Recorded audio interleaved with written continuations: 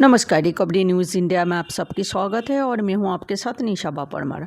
आनंद के बोरियारी में max win women care foundation द्वारा प्रस्तावित सपना नगरी आश्रम को लेकर महत्वपूर्ण बैठक एवं प्रेस कॉन्फ्रेंस का आयोजन किया गया था। आश्रम का उद्देश्य जरूरतमंद वरिष्ठ नागरिकों और अनाथ बच्चों को सुरक्षित आश्रय, भोजन, स्वास्थ्य सेवा, शिक्षा, देखभाल और सम्मानजनक जीवन उपलब्ध कराना है। कार्यक्रम में सपना नगरी आश्रम के फाउंडर एवं अध्यक्ष साउबुद्दीन वर्षी, रणछोड़ भाई मारू, निशा परमार, असीम खान, देवसी भाई मारू, रघु भाई अलगोत्तर, निमेश भाई शाह, संध्या मोटवानी, पवन पटेल, अतुल पंड्या, बसर मलिक और विभा वसनोई सहित मैक्स वुमेन फाउंडेशन का एवं सिटी स्टार न्यूज़ की टीम मौजूद रहे। सपना नगरी आश्रम के आगामी आयोजन और कार्य योजना की जानकारी शाहबुद्दीन वर्षी, रणछोड़ भाई मारू और निमेश भाई शाह द्वारा दी गई है। तो ये थी आज की खास खबर। ऐसे ही सच्चे, निडर और निष्पक्ष खबरों के लिए देखते रहिए रिकवरी न्यूज़ इंडिया। मैं निशा परमार आपसे विदा लेता हूँ। धन्यवाद। संस्कृत में बहुत ही सुंदर श्लोक है कि आकाशात प्रतितम तोयम यथा गच्छति सागरम सर्वदेव नमस्कारम कृष्णम देव प्रति गच्छति। इसका मतलब ये है कि अगर किसी भी देव का, किसी भी लोग का जब प्रणाम करते हो, उसके चरणों में जब आप झुकते हो, तो आप जिसको चाहते हो, आप जिसको मानते हो, उसके चरण में वो नमस्कार पहुंचता है, उसके चरण में वो प्रार्थना पहुंचती है। तो इससे बड़ी प्रार्थना क्या होगी जब आप छोटे बच्चों के लिए खाने की व्यवस्था, रहने की व्यवस्था, उसके लिए किताबों की व्यवस्था, पढ़ने की व्यवस्था करते हो। इससे ज़्यादा बड़ा किसी भी ऊपर वाले के चरणों में नमन, इससे अच्छा क्या होगा। तो मेरे लोगों को अपील है कि ज़्यादा से ज़्यादा लोग जुड़े और इस स्वप्न को जल्दी से जल्दी, बहुत जल्दी से साकार करें। Thank you. आज आ सपનું તમારું સાકાર થતું લાગે છે તો દિલમાં કેવી ભાવના ઊભી થાય છે? ભાવનાની લીધે કે એક ભાવનાથી ને મન એવું થયું આપણું કે ગુજરાતમાં જેટા બકરા લઈને પશુપાલન લઈને અમે આવ્યા હતા। અમારી પાસે કાંઈ હતું નહીં। હવે દ્વારકાધીશે બહુ આલ્યું તો પાછળની પેઢીમાં કંઈક નામ થાય, કોઈ સેવા થાય પબ્લિકની। એટલા માટે સાહેબે મને પૂછ્યું, મને કે અમારે આવું બનાવવું છે, તે જગ્યા હોય મદદ કરો।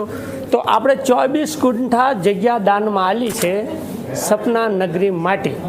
બીજી 34 છે, ખૂટે તો માગી લેજો, એમાં અમે બંધાયેલા છીએ।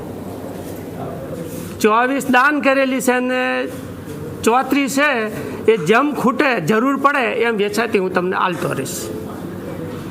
અને એમને એક નગરી બનાવી છે તો દાન ભૂમિપૂજન આપણે આલશું સેવા માટે।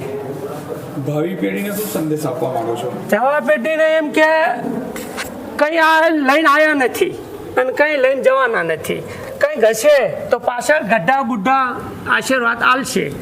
એટલે આશીર્વાદ માટે જ બનાવ્યું છે અને આપણે આ દાન કરવી છીએ।